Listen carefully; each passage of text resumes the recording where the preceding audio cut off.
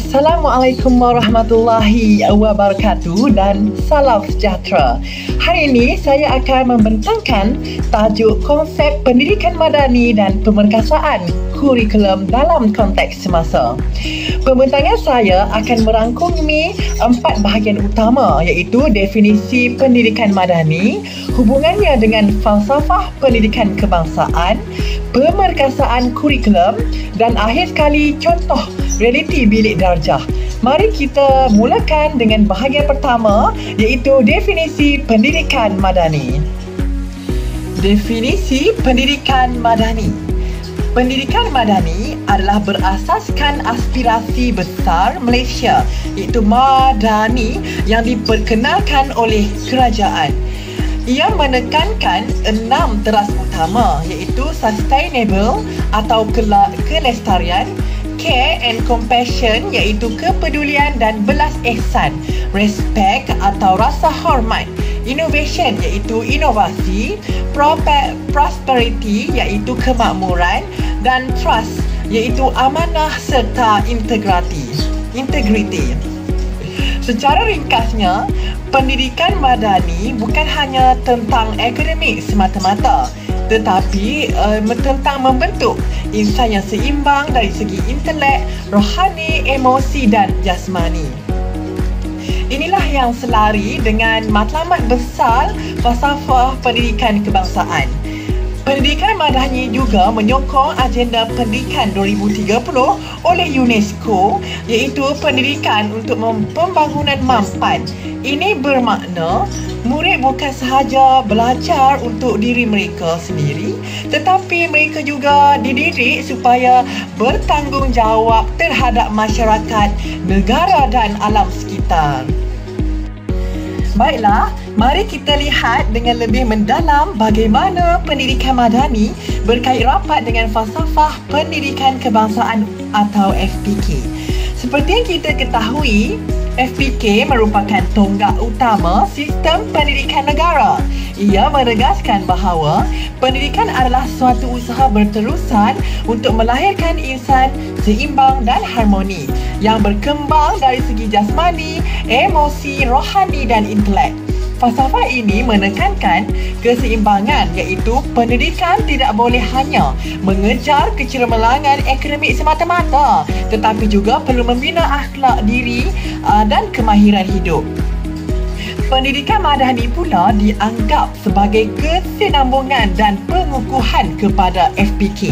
Ia tidak mengubah asas yang telah digariskan oleh FPK, tetapi menambah penekanan baharu yang lebih responsif kepada cabaran abad ke-21.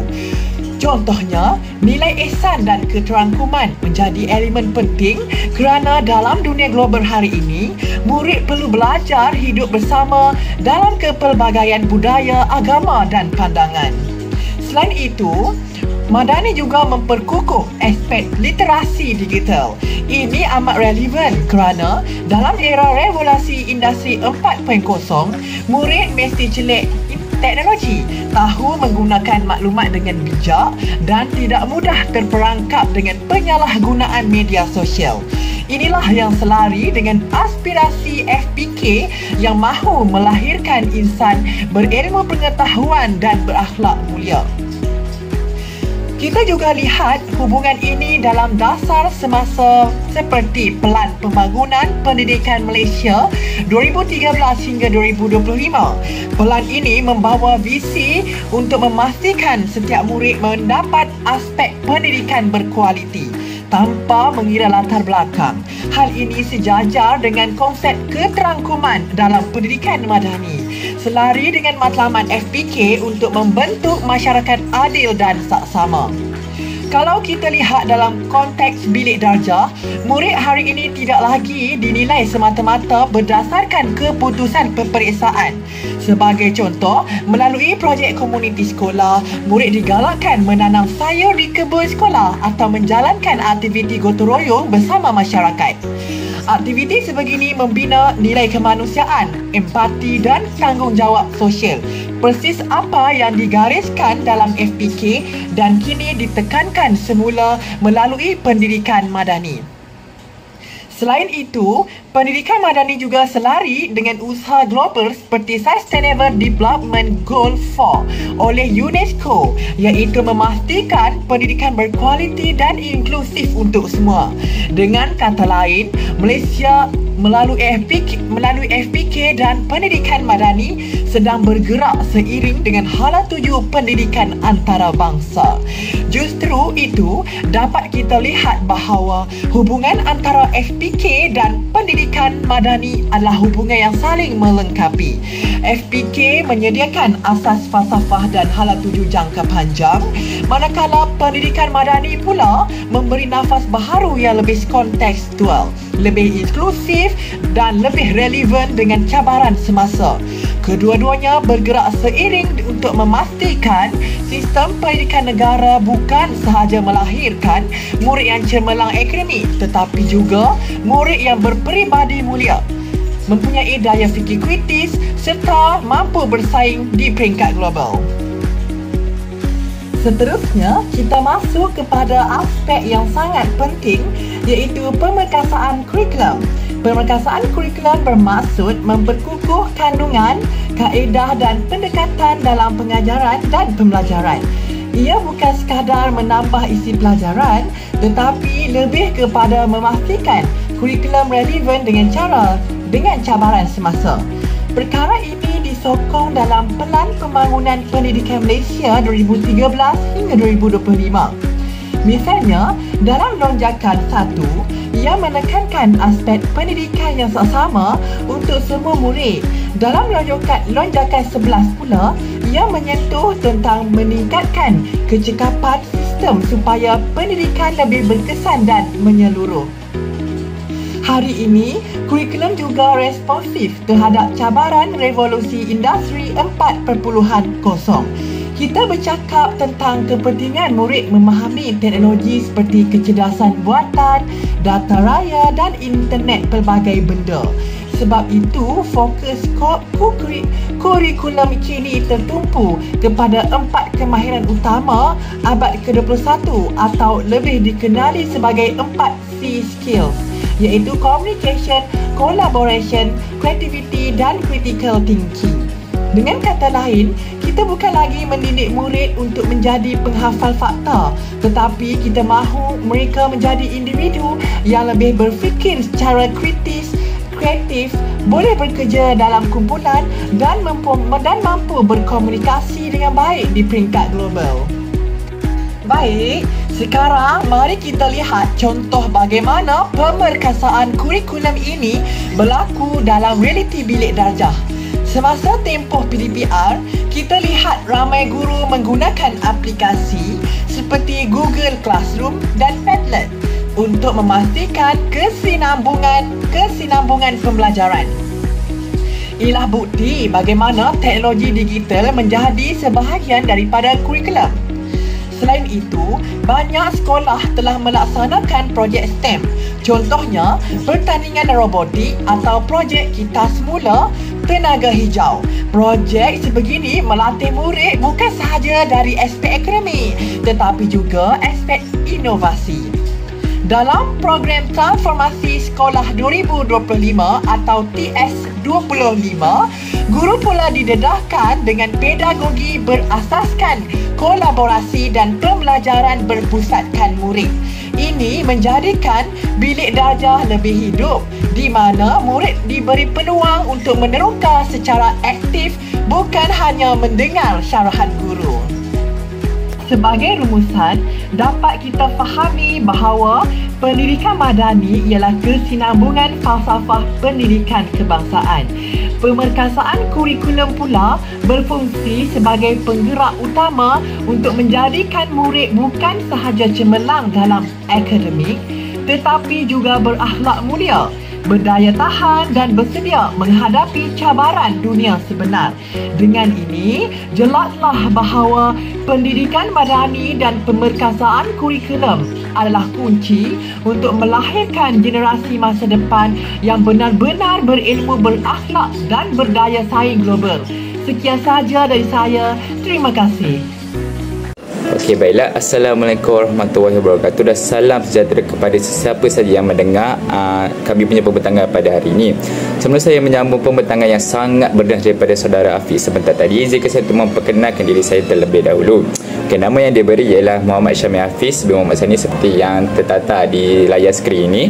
Dan saya akan menyambung pembentangan kami pada hari ini, iaitu pemagasan kurikulum berperanan sebagai pemangkin pembangunan murid. Yang anda lihat di sinilah. Okey.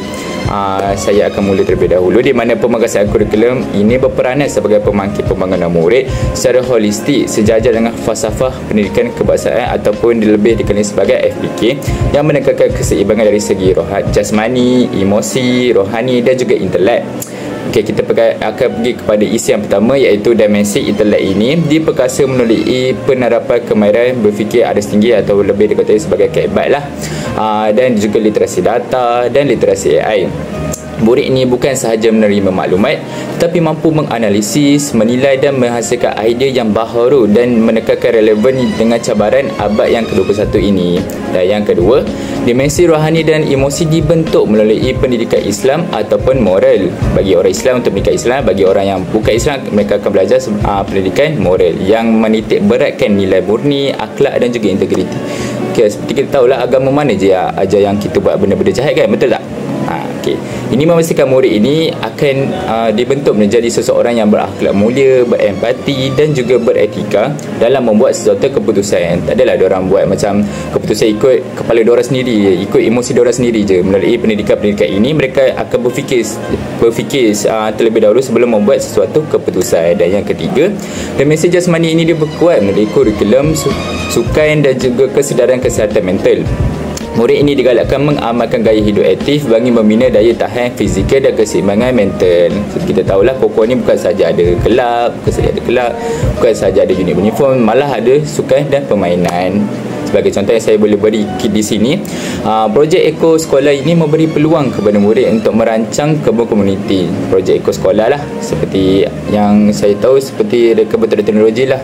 Dalam proses ini mereka mengaplikasikan kemahiran intelek seperti pengurusan data tanaman dan juga dapat memupuk semangat gotong royong sesama mereka dan juga amanah iaitu dari segi rohani dan juga emosi, serta melakukan aktiviti fizikal seperti menanam dan juga menyelenggara kebun iaitu jasmani.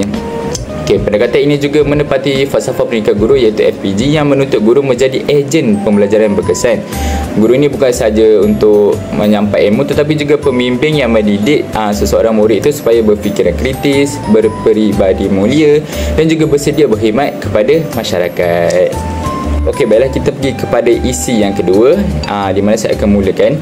Namun pemagasan kurikulum ini hanya akan berjaya jika seseorang guru itu memainkan peranan seperti yang digariskan dalam FPG iaitu falsafah pendidikan guru, iaitu sebagai pendidik yang progresif, inovatif dan juga teladan yang berakhlak mulia.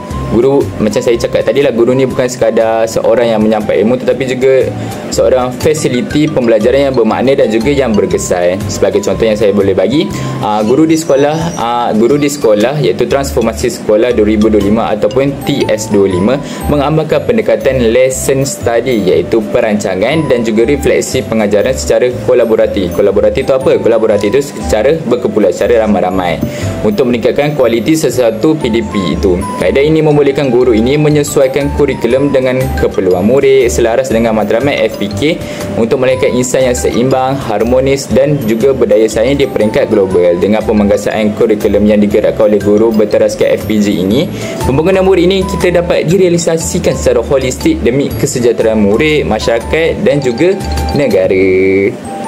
Okey, baiklah, tanpa membuang masa kita akan pergi kepada isi yang ketiga di mana pemagasan kurikulum ini dapat dilaksanakan melalui pelbagai pendekatan pengajaran yang inovatif selari dengan aspirasi falsafah pendidikan kebangsaan iaitu FPK untuk melahirkan insan yang seimbang dan juga harmonis. Pertama, guru-guru boleh melaksanakan pembelajaran berasaskan projek iaitu PBN yang membolehkan murid mereka cipta aplikasi mudah alih yang memberi manfaat kepada komuniti sekolah. Kaedah ini menggalakkan seseorang murid itu untuk berkemahiran berfikir aras tinggi dan dapat menyelesaikan masalah dan juga dapat memupuk nilai kreativiti mereka sekaligus menghubungkan pembelajaran dengan situasi dunia sebenar. Okay, yang kedua, penggunaan model 5E. 5E itu apa? Okay, 5E itu ialah engage, explore, explain, elaborate dan juga evaluate, yang dapat menjadikan seseorang murid itu lebih aktif lah sepanjang proses PDP, dan mereka juga dapat terlibat dari fasa pencetusan idea, penerokaan, penerangan konsep, penggayaan sehingga penilaian, dan menjadikan pembelajaran ini lebih bermakna dan juga mendalam. Tak adalah maknanya 5E ni dapat melatih diorang belajar tu satu persatu, tak adalah sekaligus, macam tu. Okay, dan yang ketiga, pembelajaran kolaboratif digital. Kolaboratif tu keseluruhan, dan yang dapat menggalakkan murid bekerja dalam kumpulan menggunakan platform dalam talian seperti yang sudah kita ketahui. Seperti saya bagi contoh seperti Canva lah. Melalui aktiviti reka bentuk projek secara digital ini, murid ini dapat meningkatkan kemahiran komunikasi antara mereka kerana secara berkumpulan kan, dan kerjasama serta literasi teknologi yang penting untuk abad yang semakin mencapai itu, iaitu abad yang ke-21. Okey.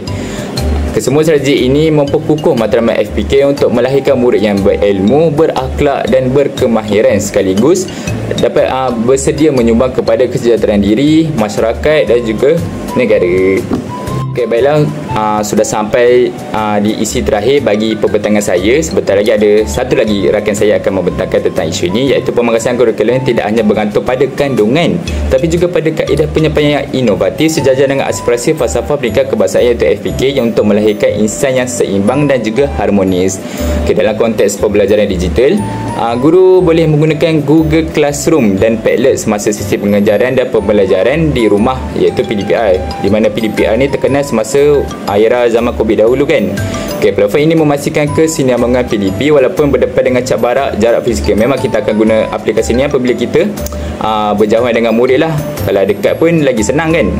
Jika dia sampai menyediakan ruang interaksi dua hala dan akses bahan pembelajaran secara fleksibel. Kita boleh lihat murid ni buat kerja ke tak, macam itulah. Di peringkat sekolah menengah, projek STEM seperti robotik dan juga kita semula tenaga hijau mendorong murid meneroka kemahiran spesifik, reka cipta serta pemikiran kritis. Untuk mereka menghasilkan suatu projek tu, mereka haruslah berfikiran kritis kan. Kalau buat macam projek biasa-biasa je, tak tahulah. Okay, aktiviti sebegini menghubungkan teori dengan aplikasi dunia sebenar dan juga memupuk budaya inovasi dalam kalangan murid. Okay, mereka akan berfikiran kritis berfikiran kritikal untuk menghasilkan satu projek itu. Okay. Selain itu, program transformasi sekolah atau kita boleh kenali sebagai TS25 ini menekankan PDP berasaskan kolaborasi seperti saya cakap tadi, dan pembelajaran berpusatkan murid. Okay, kalau berpusatkan murid ni, sudah itulah murid itu dapat belajar dengan lebih mendalam kan. Kalau macam cikgu just cakap diorang macam leka termenung, hayal lah, tak tahu ada orang buat apa murid-murid ni. Okey, melalui sesi ini sekaligus dapat menambah baiklah amalan pengajaran secara berterusan. Okay, kesemua pendekatan ini, berulang kali saya sebut ini, semua pendekatan ini hanya dapat dirasakan dengan guru yang menjiwai falsafah pendidikan guru iaitu FPG, iaitu sebagai pendidik yang progresif, inovatif dan juga teladan yang berakhlak mulia. Guru ini harus mendidik dengan jiwa mereka lah. Tidak boleh macam ala kadar je diorang ajar. Okey, rumusan yang saya boleh buat di sini, di mana jelaslah pendidikan madani ini ialah kesinambungan FPK iaitu falsafah pendidikan kebangsaan yang diperkuatkan dengan dasar digital dan juga aspirasi Malaysia Madani. Pemangkasaan kurikulum ini menjadikan murid ini bersedia menghadapi dunia sebenar, bukan sekadar di dalam dewan peperiksaan. Di mana dengan kita membuat begini, mereka akan lebih selangkah di hadapan. Baiklah, itu sahaja daripada saya. Saya harap pembentangan ini dapat sedikit sebanyak dapat membantulah para pendengar-pendengar untuk lebih fahamlah tajuk pembentangan kita pada kali ini. Okay, saya akan teruskan kepada rakan saya selepas ini. Okay, sampai berjumpa lagi. Sehingga berjumpa lagi. Okay, bye. Assalamualaikum. Terima kasih.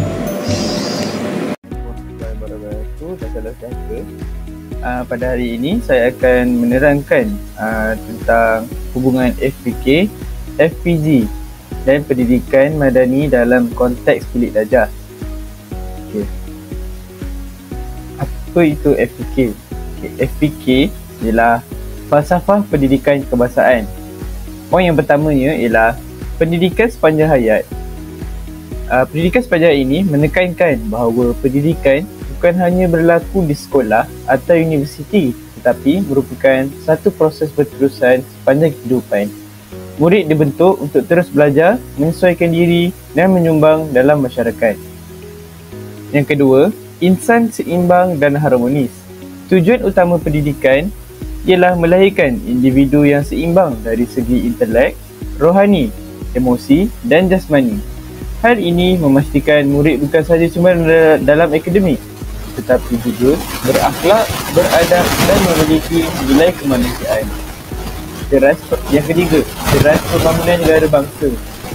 Pendidikan menjadi asas kepada pembinaan masyarakat yang bersatu padu, berdaya saing dan beridentiti nasional. FPK menekankan nilai murni, patriotisme serta perpaduan kaum sebagai kunci kepada pembangunan negara bangsa. Untuk yang kedua pula, iaitu falsafah pendidikan guru ataupun dikenali sebagai FPG. Okey, untuk poin yang pertama, guru sebagai ejen perubahan, fasilitator dan model teladan. Guru bukan sekadar penyampai ilmu, tetapi individu yang membimbing, mendidik dan menjadi contoh yang baik kepada murid. Dia poin di sini menunjukkan yang guru sepatutnya menjadi role model lah kepada murid-murid. Yang kedua, guru progresif, penyayang dan profesional. FPG menekankan bahawa guru perlu sentiasa bersikap terbuka terhadap perubahan, mengamalkan nilai kasih sayang dalam PDP serta beretika dan kompeten dalam profesion keguruan. Yang ketiga, peranan guru dalam pembinaan insan. Guru mempunyai tanggungjawab besar melahirkan generasi berilmu, berkemahiran dan berakhlak mulia untuk kesejahteraan masyarakat dan negara. Untuk yang ketiga pula, pendidikan madani dalam PDP. Yang pertama, PDP berpusatkan murid. Pendidikan madani menekankan kaedah pembelajaran yang menyesuaikan diri dengan keperluan, minat dan kebolehan murid, berbanding pengajaran tradisional yang berpusat pada guru. Maksudnya kat sini kita bagi murid-murid tu untuk decide apa yang diorang nak sambung dalam pelajaran ni. Jangan kita decide, sebab mungkin ada murid-murid yang tak minat apa yang kalau guru tu decidekan. Okey, untuk yang kedua, penekanan kepada nilai ihsan, keterangkuman dan integriti.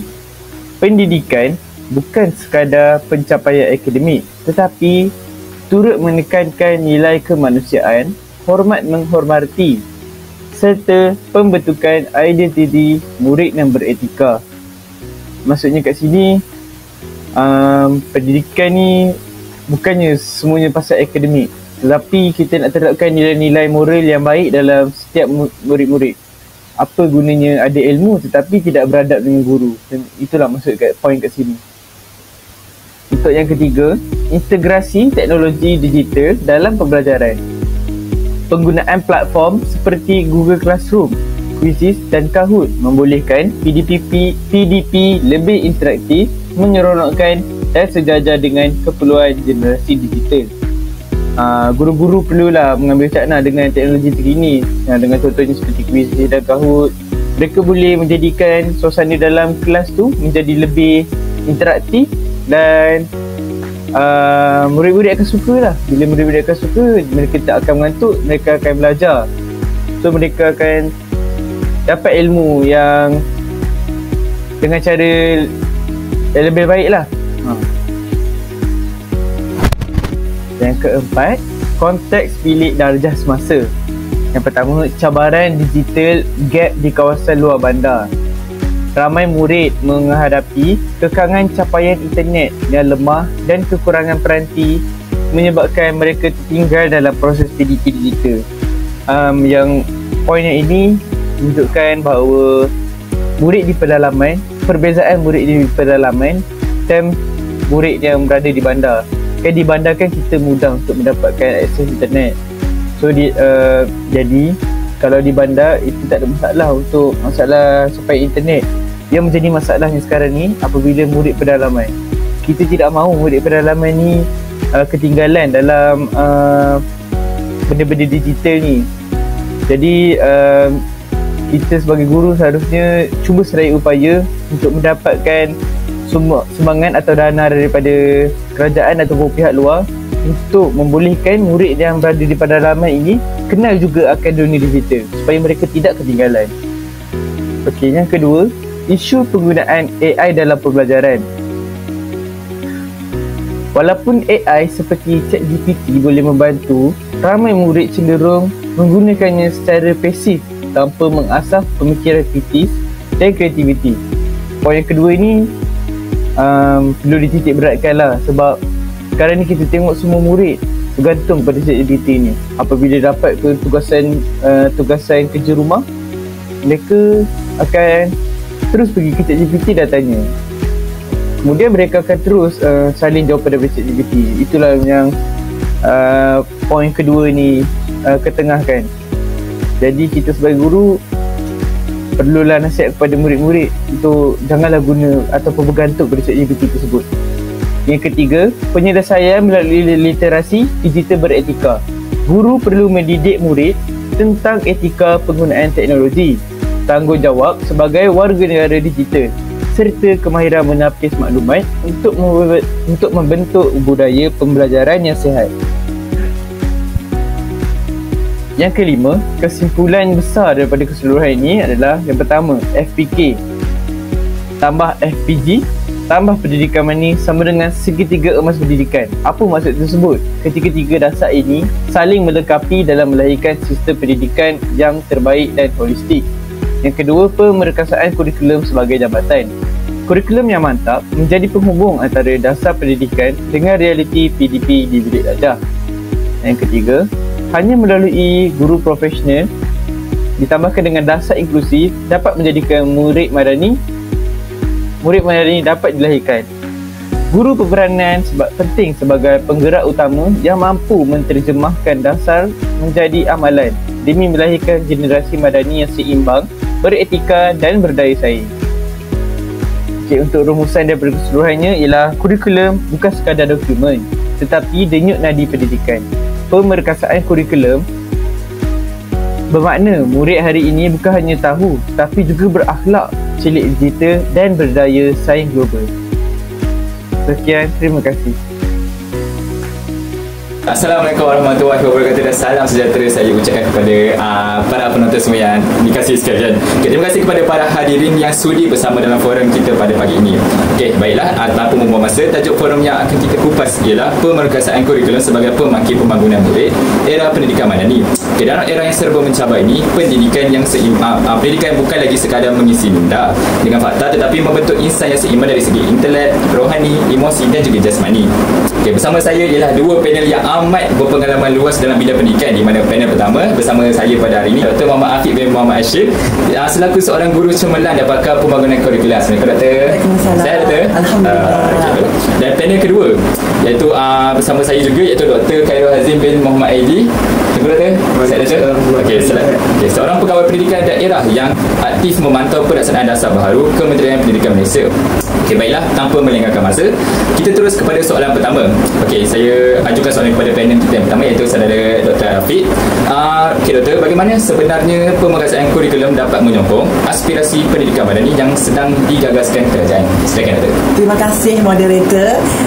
Pemerkasaan ini penting kerana pendidikan madani menekankan keseimbangan empat unsur iaitu intelek, rohani, emosi dan jasmani.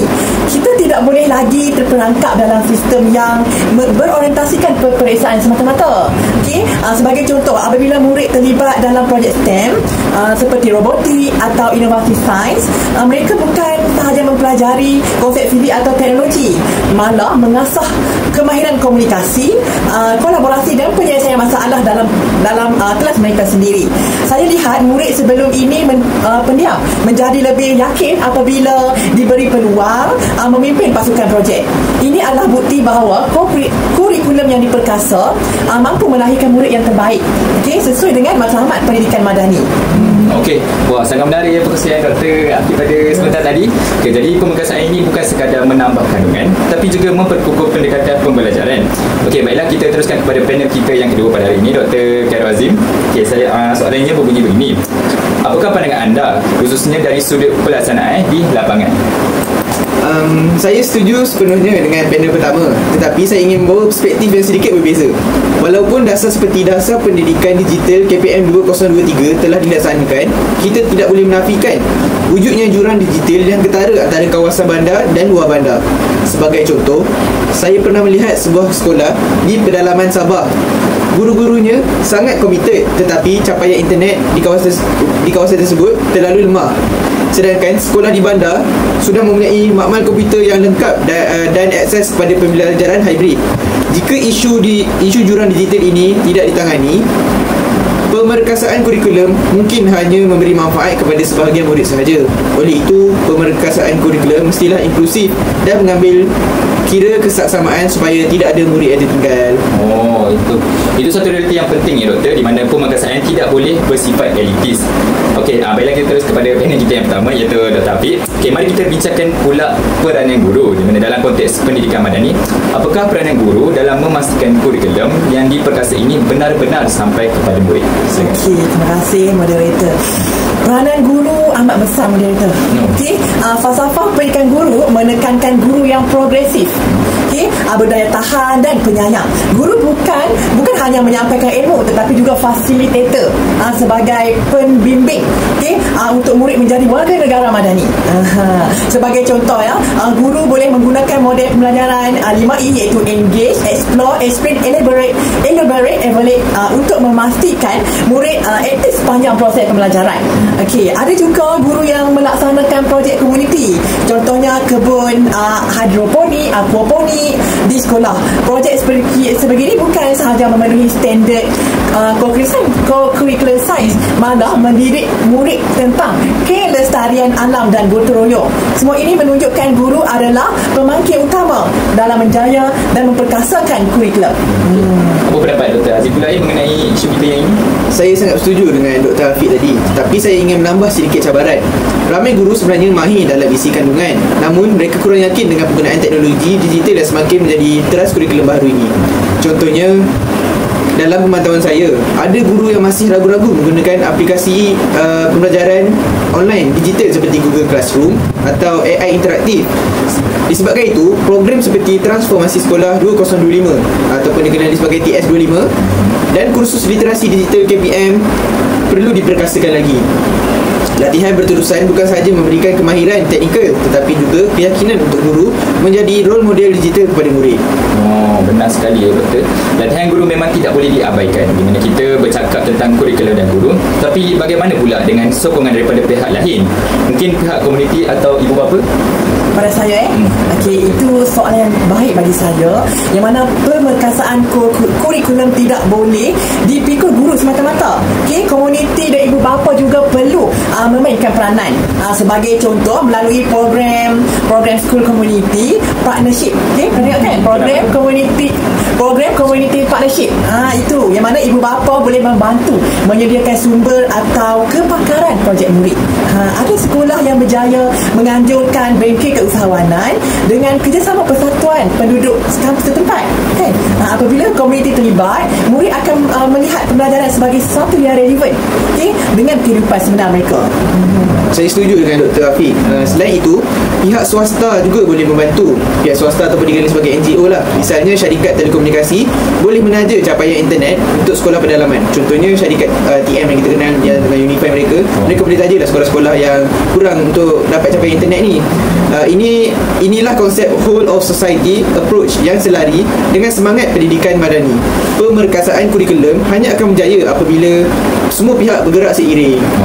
Okey, baiklah, sangat bernasib adik-adik doktor dan panel kita pada hari ini.